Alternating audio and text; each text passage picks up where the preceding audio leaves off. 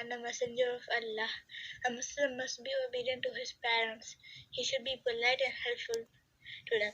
He should avoid doing things that will irritate them and try to be kind to them. A Muslim should obey his parents and do things they tell him to do.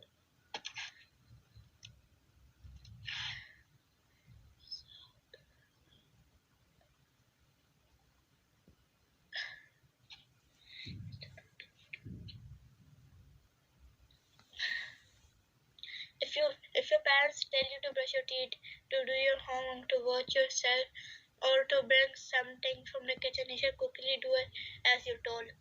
Once a man asked the Prophet Muhammad, which action is the most beloved to Allah? The Prophet Muhammad replied that Salah at its correct time. The man then asked him about the next best actions, and the Prophet Muhammad said, kindness to parents.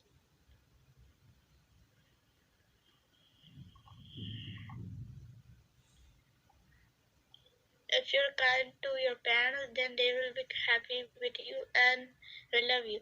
If your parents are happy with you, then Allah will also be happy with you and will love you. Okay, here's our 28th lesson complete. Okay, Okay. good.